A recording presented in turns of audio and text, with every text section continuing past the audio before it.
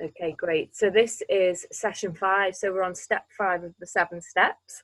And today we're going to work with the energy of the throat chakra. So just going back to our original kind of first meetup, it was all about self-expression. And I feel like the sacral chakra, which was the second step, and this one, they're totally connected. How were you after your last session? Because that was the heart chakra. Yeah, I did do some. I'm just going to grab my book with them. About what we talked about. My little. I meant to send it to you. Just thoughts about. Or was it Moana? Oh yeah, Moana. Was it stereotypes? Yeah, so it's all about not belonging and how I feel this need. How I feel this need. So I kind of looked at it. So through like over connecting or disconnecting, kind of mind maps a load of things. Looking at things like keeping things on the periphery. Trying getting too, not whether rightly or wrongly, getting too into things, like in terms of needing that connection and that belonging. Looked at childhood and stuff. It was interesting, definitely. A mind map. Oh, that's brilliant. I love that. So, well, good for you for doing that. Yeah, I did that straight after. Yeah. And you spoke to hubby about it? Yeah, because we both were like, oh, it's emotional. So it's made, I think, because I've had a week with my family, so which is always fun. Yeah, so I'm a bit like in that probably more than, well, some of that stuff comes into it, to be fair. But I'm more in that headspace of family and quite an emotional week. Just finding it really hard to be with my family. In some points it was lovely, but like this kind of it's a real sense of like really realizing how difficult my mum is, right? But also realizing my sense of protectiveness over her. Okay, yeah. And like needing to, and like when my dad snipes, she snipes a lot. When my dad snipes back, I feel really protective over my mum. Even though my mum's the one doing it all the time. So just that loads of stuff about kind of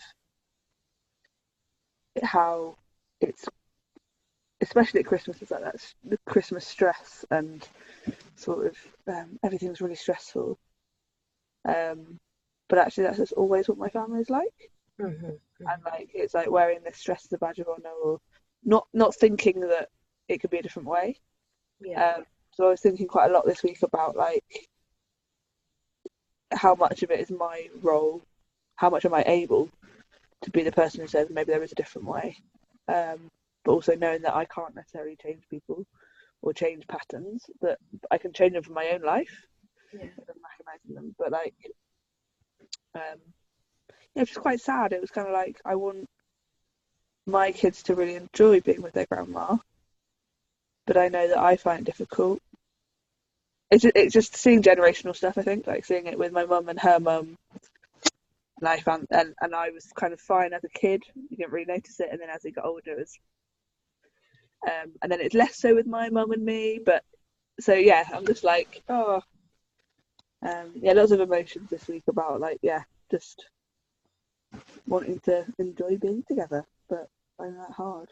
So it's that sense of belonging, and you kind of tuned into the fact that you have it, but it's not that satisfying. I get that. Christmas brings up that, because families get together, and I recognised it actually in my own family, which was very interesting. Exactly what you're saying.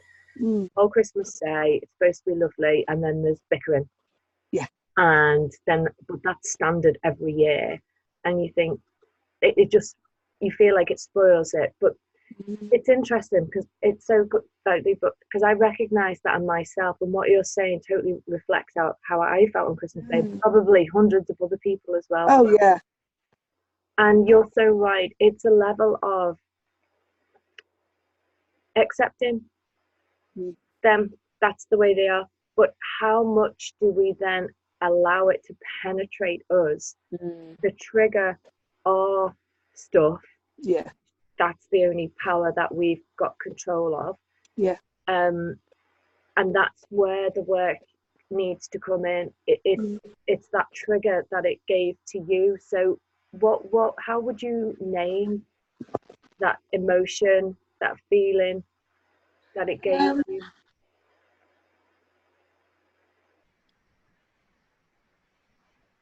The mixture thing probably is it's a mixture of stress and sadness. I think sadness is the overarching thing because it's like in the moment it's frustrating or upsetting, or like my mum can be really rude. I think it's more that my husband vocalised that as well, and like she doesn't listen, and she will ask a question and then talk over the answer, and there's all these little kind of quirks that we've kind of are just her and we've like allowed, and maybe we should have or shouldn't have, I don't know. And some of it's personality, and that's fine, that's his personality.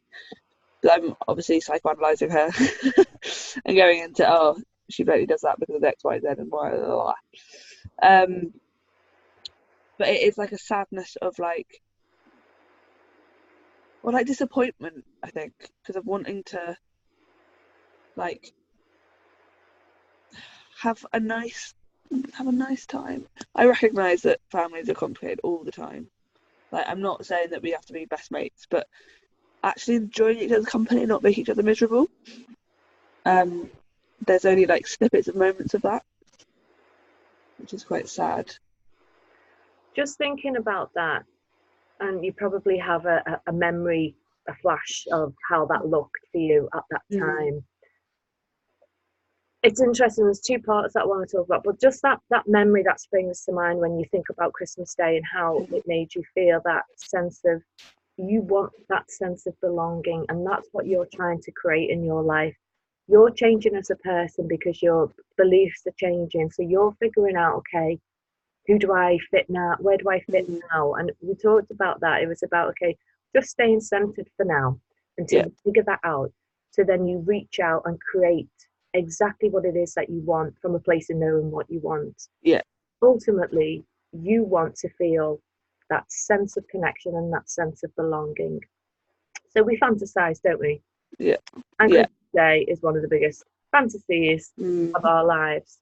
And when it doesn't quite, people are people, and human behavior and all that, we feel this sense of loss and disappointment and just utter tragedy, when really we've fantasized about it. We've expected things and we've actually judged it as well.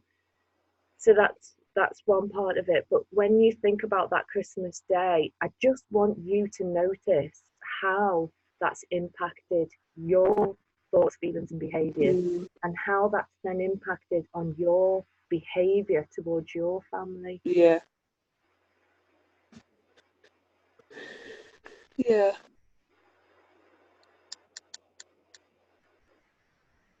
I know I do annoying things, like my mum gets really stressed out but then doesn't accept any help, but she'll be like really stressed out about cooking or what food or whatever, and I'm like, Mum, just calm down. No, it's full well that's not going to help. But I'm just like, oh, just calm, be calm, relax. And it's that kind of attitude, like all, me and my dad and brother all kind of like,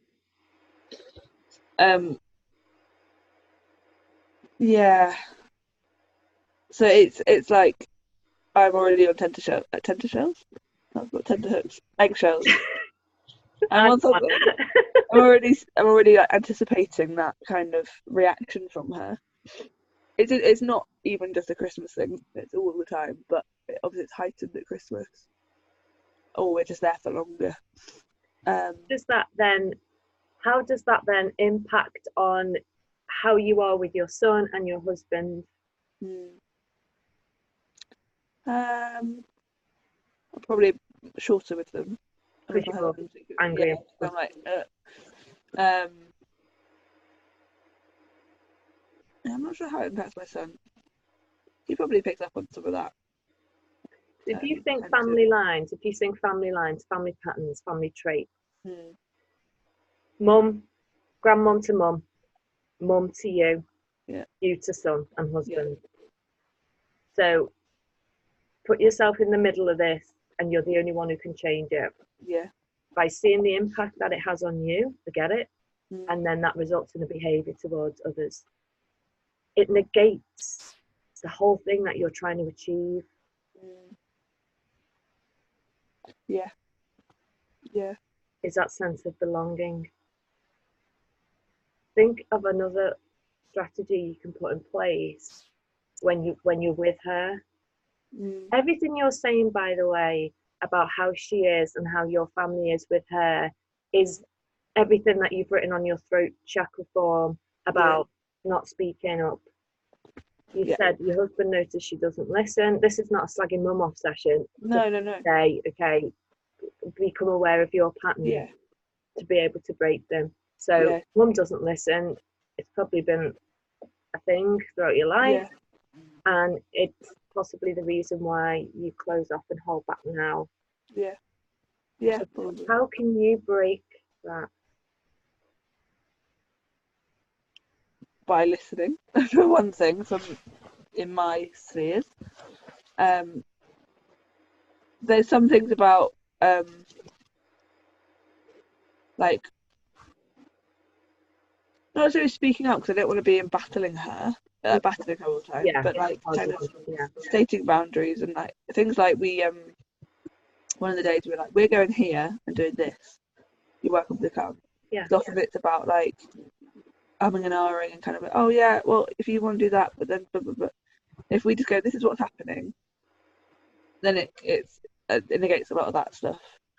So stuff like that of like feeling like we've got a bit of control maybe, or feeling like we've got some ownership and yeah. making decisions rather than letting her kind of yeah get in the way of that. Um, yeah, and just yeah, I don't know, but knowing that it's not going to be different necessarily. Yeah. Not being pessimistic, but like kind of going, this is knowing what to expect and not going, oh, this year it's magically going to be, or this time it's magically going to be different because she isn't. It's different when we're around other people, when it's not just our immediate family. It is different. She's, it's a bit less noticeable. Would you have a conversation with her about it just to say how it Yeah, feels? yeah. I've been thinking about having a conversation and what I would bring up because I can imagine she'd hear it as I'm the worst. Criticism. As yeah, I think something around the stress though, and a kind of from a place of concern because she had a stroke a couple of years ago, and I don't think that's coincidence. No. Um, so yeah, something about I had a load of massive journaling session, and one of the days I was like, I need to get out. Um, yeah, so things like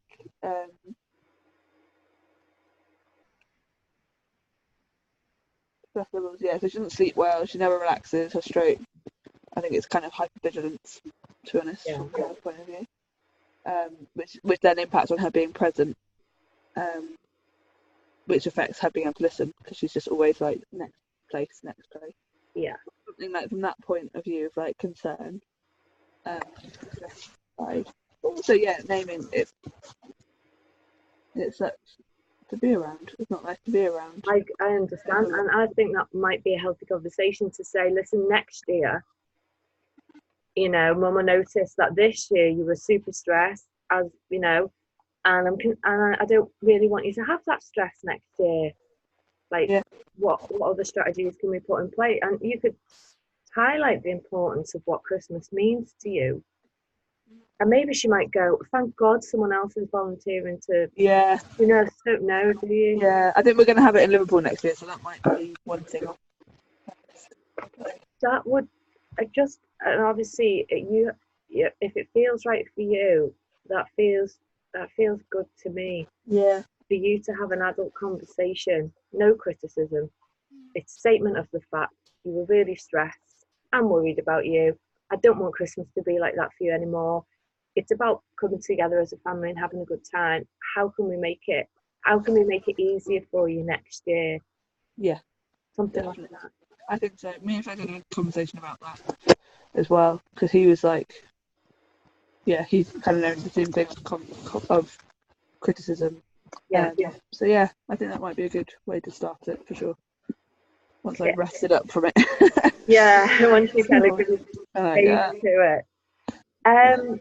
What I really want to help you with now this is all unfolded is who you become in the moment, so you can break that. You can break that pattern and that trigger within you. Some headphones to hear you better, but don't worry. Oh, sorry. Okay. So break it in me, break the patterns. Yeah, no, that's true. Because I think that's the only thing you can control, isn't it? It is, and it'll be the key for you to start becoming empowered in all kind of situations. So let me go through this process with you. It's like a 4D process called SETT. So when you think about that time on Christmas Day, that when you became mum was, getting anxious and stuff, I just want you to see that kind of image for a minute, that snapshot in time, and just tell me a story around it, like what was happening at that time. If you could pick one memory where you go, that was like at its peak, what visual comes to mind?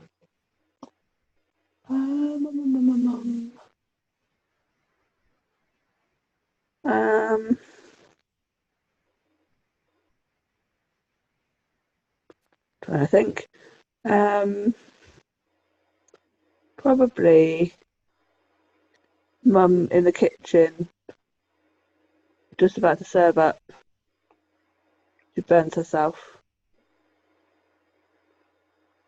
She does that most meal times because she's rushing and kind of grabs something, and then she shouts, and then Dad shouts at her, and then she's like, "Fine, no, I can't put it underwater. It's fine." And then all of us are going, "But hold it underwater for 10 minutes." I haven't got time. Yeah, that thing would be. Yeah.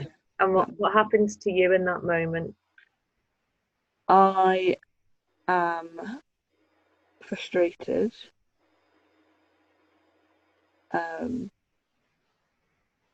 It's weird because it's kind of like there's a concern there because I'm like, just hold your hand underwater, but I think it's coming from a place of that'll stop you, that'll slow you down. Like, no, you need to stand there.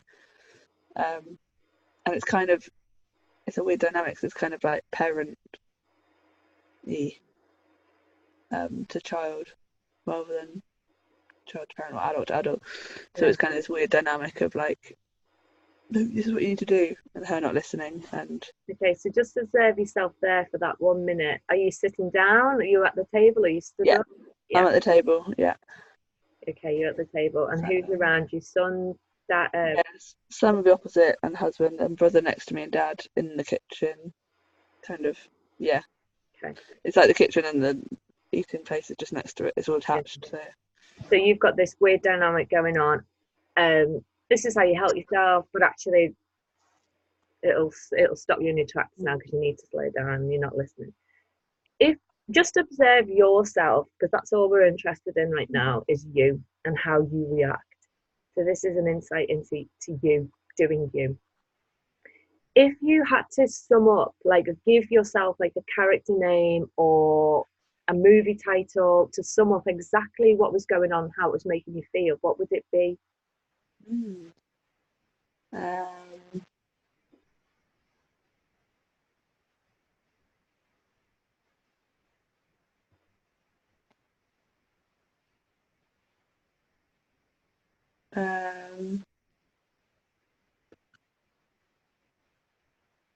It's like a just calm down would be the name of it.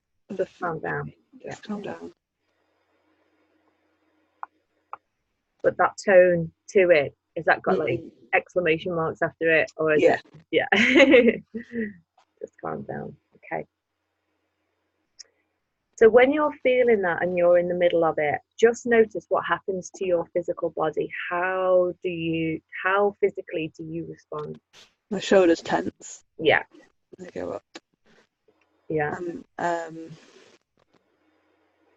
Yeah, it's like a inward, like. Yeah. Like do you shrink or do you open up? Up. It's more of an up, but inward, up and in. Okay. My shoulders going in. And how much do you feel that on a scale of like 1 to 10, 10 being the biggest? Probably about an 8. Yeah. Okay. And what emotions are there when that's happening? How does it make you feel? Frustration.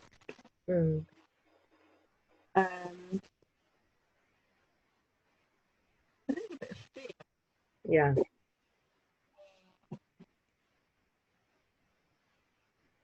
Anger. Yeah. And like a bit of stress with that as well.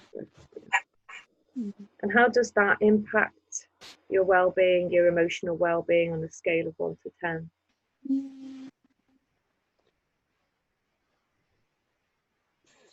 6 or 7, I'd say. Yeah. Okay. And then just notice the thoughts that you have. So we're going to go into like the mental pillar. What thoughts come up? What beliefs? What inner talk kicks in? It's always like this. It's always like this. Yeah.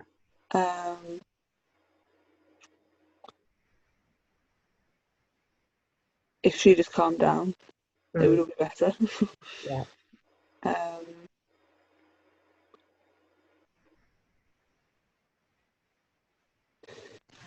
There's something about.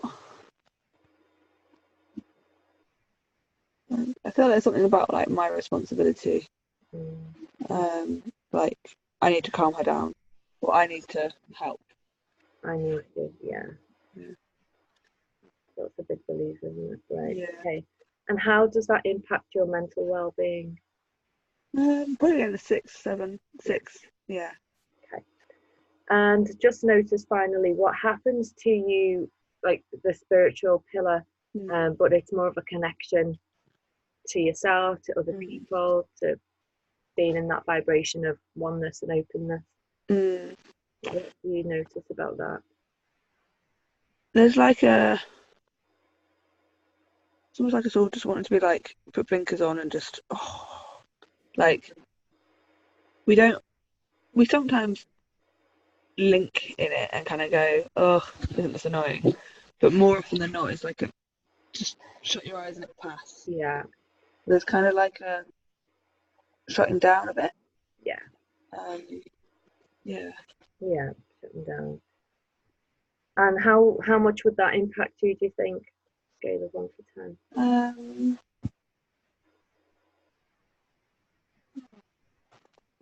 I want to say 5 or 6. So just thinking about those 4 pillars, the physical, the emotional, the mental, and the spiritual, what's the biggest negative effect it has, and what's the underlying belief, thought, or feeling, do you think, that underpins it all?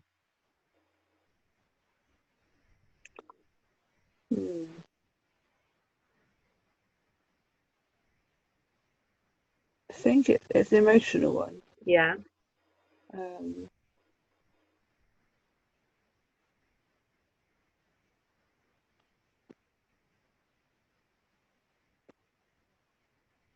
It's like a survival thing.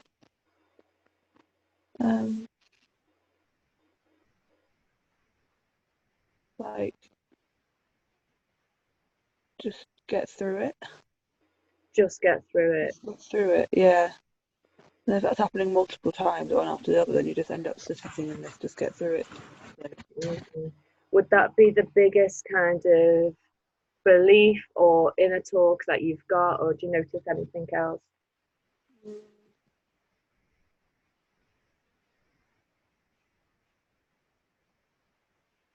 It's like um,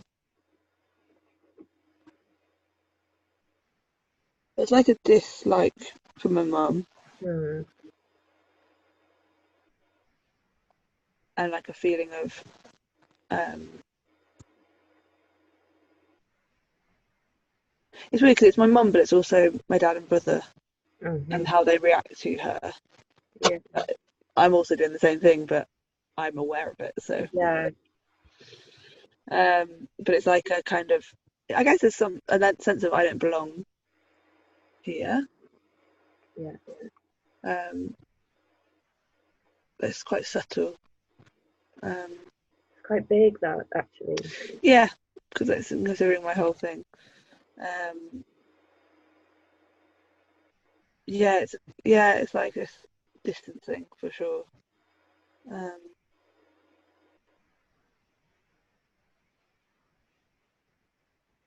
yeah, like not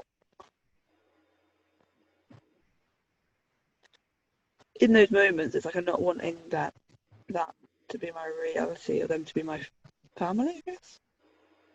Um, yeah. Yeah, yeah. So there's the longing for things to be different, the fantasizing Mhm. that things might be different. You're aware because you want it to be different, but because you're probably hyper aware when anything happens, it has a bigger impact on you than it does anyone else, Mhm. because you have this underlying kind of feeling that you want to belong, but you don't feel like you belong. So things like that highlight, I don't belong here. Yeah.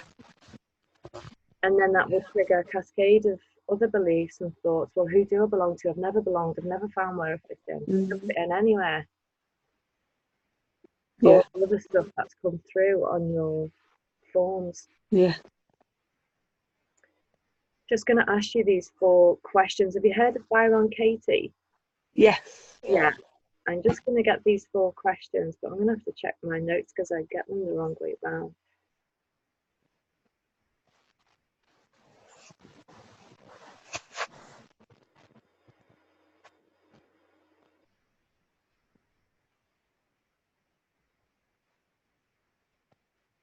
So we're going to use that belief then, if that feels right for you, that I Mm. don't belong here.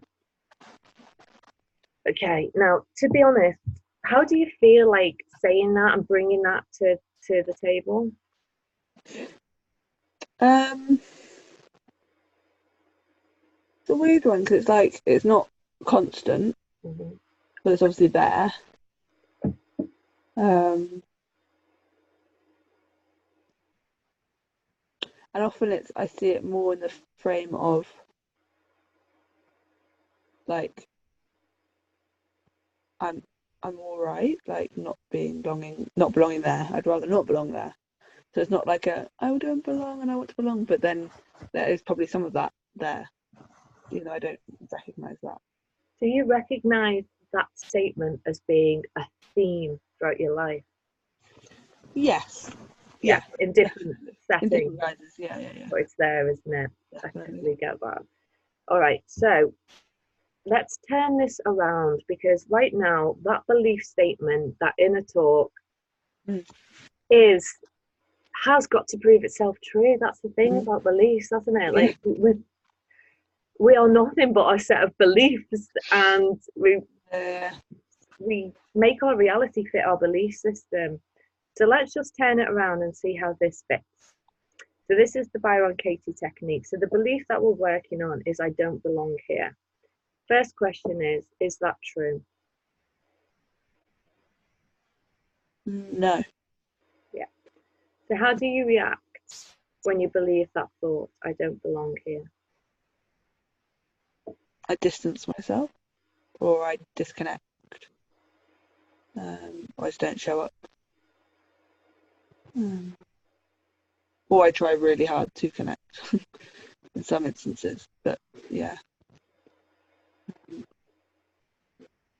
Yeah, which you mentioned before. So it's that push pull.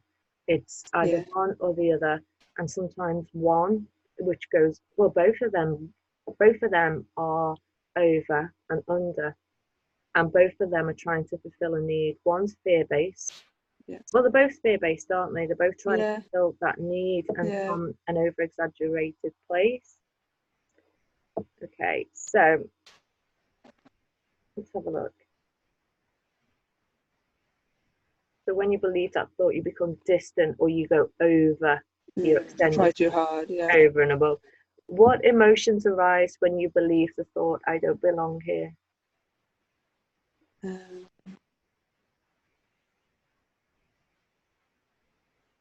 A feeling of loneliness Yeah, and sadness.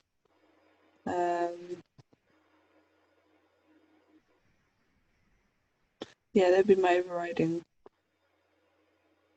feelings, I think. Yeah. There's a little part of me that's like, screw you.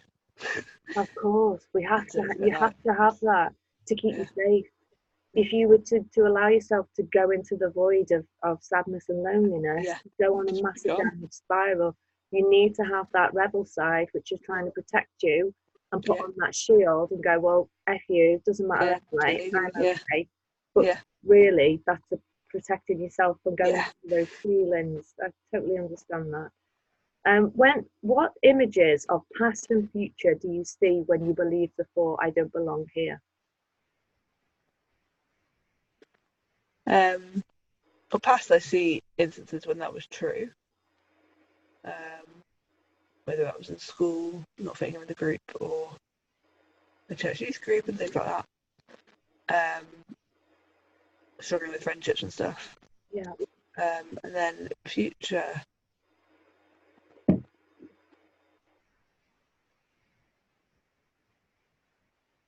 it's more friends based, I'd say. Yeah.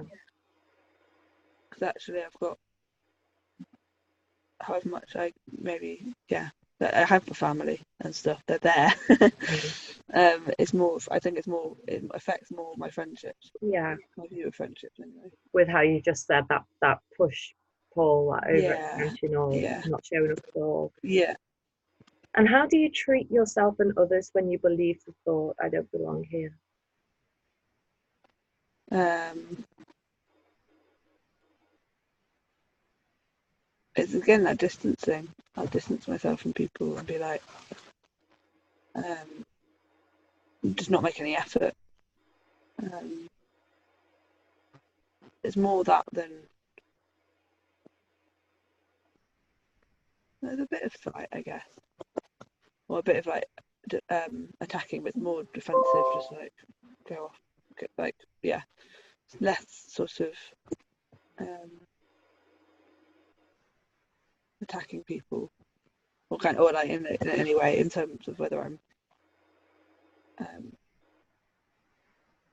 yeah, yeah. It's more likely to be me removing myself rather than me attacking, I think.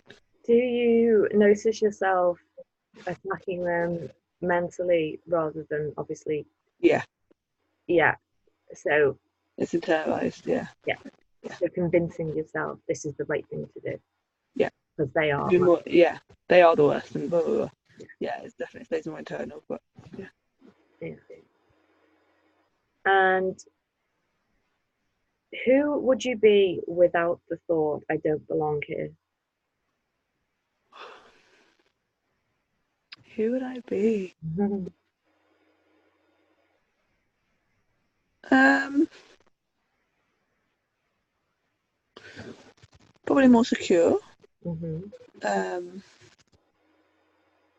in myself, and then myself in relation to others. I'm probably more accepting.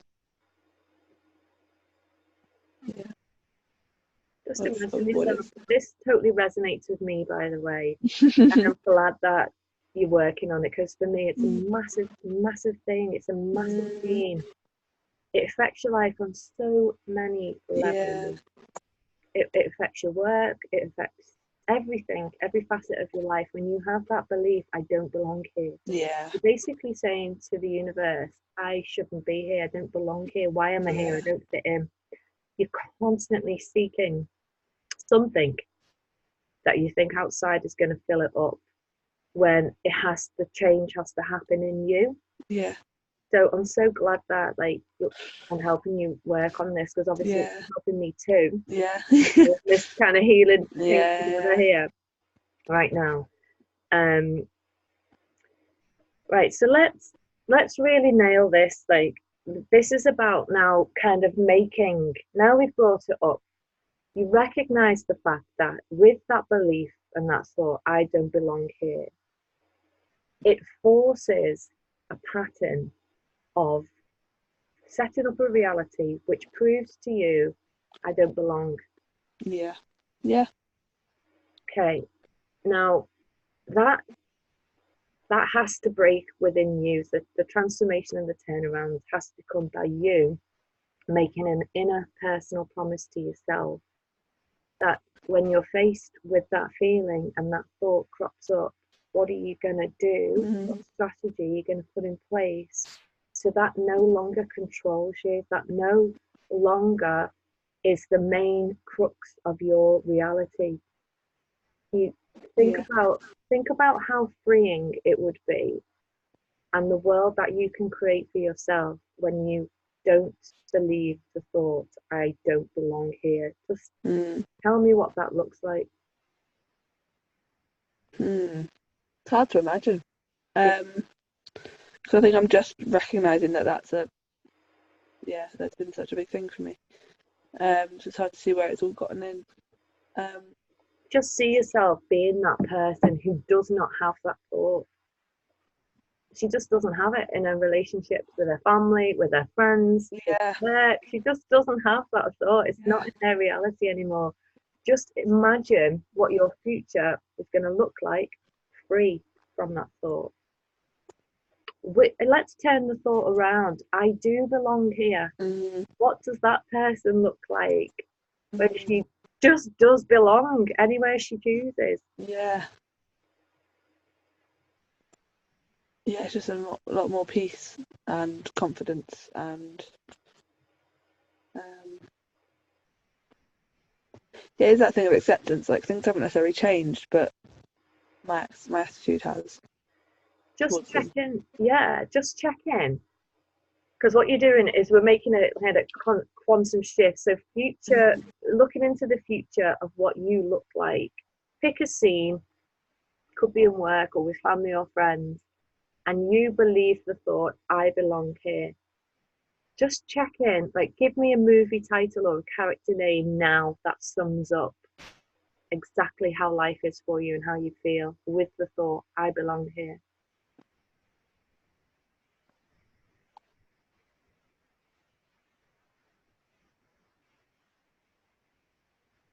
It's just like this, like easy breezy.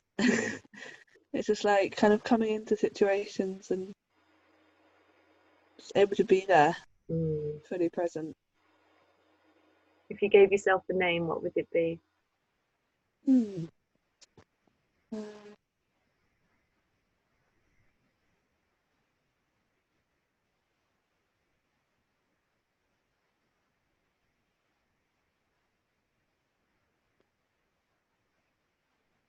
I'm struggling with the name.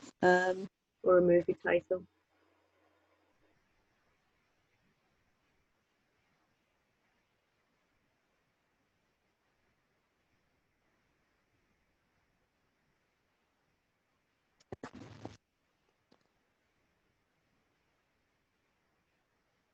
So just connect to it more if you're struggling to give it a Yeah, name. It could be the something girl or the something woman. So yeah, just connect to that feeling more. Like, yeah. this is you free from that thought. This is a choice that you make. You have control over this. This is not a fantasy. This is a choice.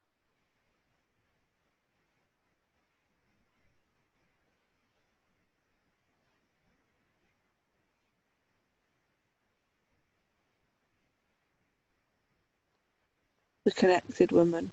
The connected woman. I love that. Well done. So just watch yourself, observe yourself being the connected woman. How does your physical body look now, free from the thought, believing I belong here?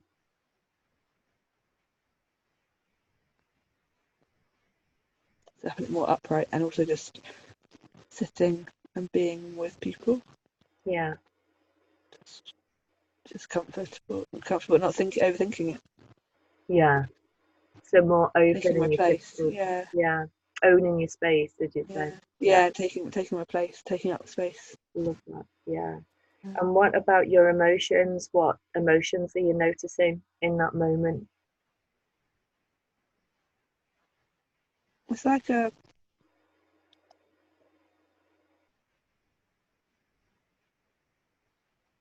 an openness to feel whatever. Mm-hmm. Like it's like things haven't, like anger and sadness and whatever haven't gone, but it's like open to feel them and to feel other people's and to have the feelings. Like an So more, openness about it. yeah. Yeah, Okay. but So it's generally more even. more balance. Yeah. Yeah. And what about the thoughts? What thoughts are present when you're doing the connected woman? Actually listening Yeah. and being able to take in thinking about what other people are giving or sharing. So listening to other people Yeah, and being yeah, able to share. yeah. Yeah. So communicating. Rather than like overthinking, okay, well, how do I feel in this situation? How do I look? What am I Yeah. doing? But like yeah, That's nice. So a two-way yeah, communication. yeah. And what about spiritually? How do you feel? Like, do you feel expansive? Do you feel obviously connected? Mm. What does that do to your connection with yourself and others? It's just like there's a freedom to explore what that means to me. Mm. Like I know who I am and what Mm. I'm about, and I'm willing to able to explore that. Mm-hmm. That sounds very, what's the word? Like accepting, isn't it? Accepting of Acceptance is like yeah, just an openness there. And yeah. like you say, you nailed it with the connected woman. If you were to make an inner personal promise from the place of the connected woman, Mm. that's gonna like totally align you to this. What would it be that you can do from here on in? What's your inner personal commitment to yourself? Now, this is a promise that you can't break, by the way. This is like a promise to the soul, Mm. not like just a promise to me or, oh yeah, Yeah, I'll do that. This is like an inner personal promise to your soul to keep you connected to that archetype, to make sure that you yeah, do the connected woman and be the connected woman. The only way to change a belief is to do something else, yeah. to the opposite of that limiting belief. So you now have to do the connected woman. Mm. So what inner personal promise can you make to your soul?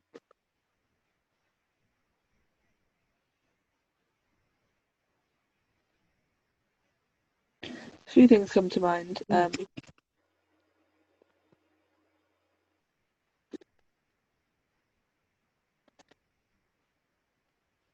Yeah, I don't know if it's too wishy-washy, but like of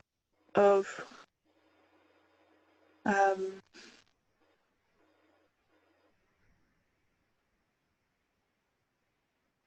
like of trying to find that connected woman um in all broad in all in all situations. But like of cultivating that connected woman, like whether it's faking it till I make it, but like of like exploring her and um finding her when I am noticing when I'm feeling disconnected or when I'm feeling like I don't belong here, like going back to her, the Yeah, connected how woman. can you do that? That's what I need to think about. So maybe like a statement, from here on in, I will, I promise to. How could you finish that? Yeah, from here on in, I promise to um,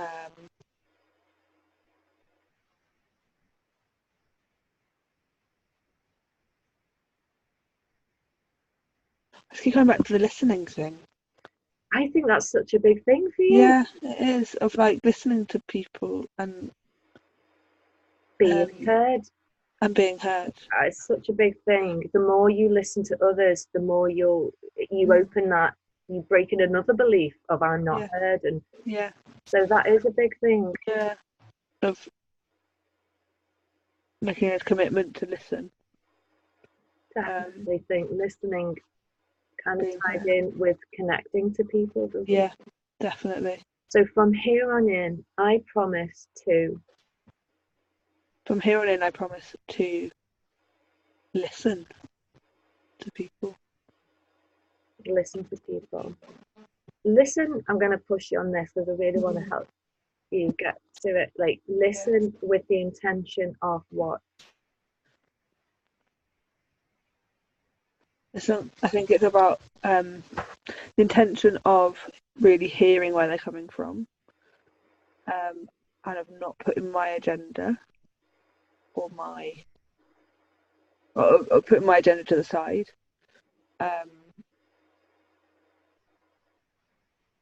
It's about like quietening my own internal chatter when people I'm kind of overthinking. Okay, well, what am I going to say? And actually just letting them speak, because I know that when I do that, it feels great. It feels really good when I'm heard for what I bring, because I know my thing is like worrying about what other people will think or feel in response to what I say. So if I'm able to do it for other people, I feel like that will be transformational for me being able to feel heard as well. Definitely. So yeah, with the intention of really hearing where people are coming from. So you can hear their authenticity and you can express yours. One thing that came to mind before that I wanted to say about mum in the moment when I've heard, blah, blah, blah. Behind that is an unmet need that mum's trying to fulfill. So when you are thinking about that statement, and I really want you to kind of nail it and write it down after this session, think about really listening to people to hear their needs. Yeah.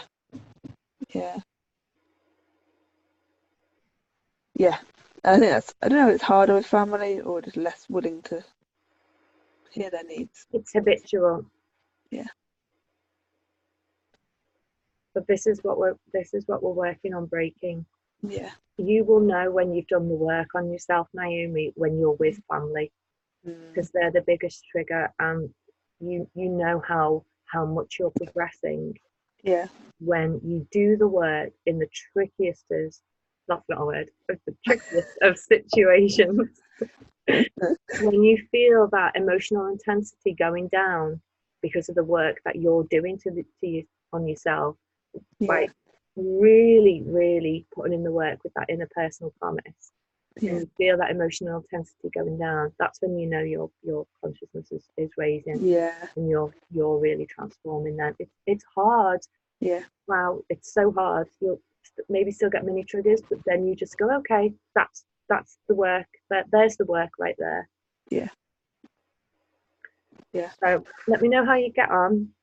Think about that interpersonal commitment. Really nail that archetype, that character name you've given yourself. Maybe find a picture on Pinterest and have it as a screensaver. I want that to become your reality. You want that to become your reality. This is not about me. This is about getting rid of that old belief, creating a new reality. So you open up a whole new world for yourself. Otherwise, you just carry on feeling like this the rest of life. Who wants that? So I'll be in touch for our next session, and then let me know how you've got on with that interpersonal promise. I will do. All right, lovely. Take care. See you soon. See you soon. Bye, love. Bye.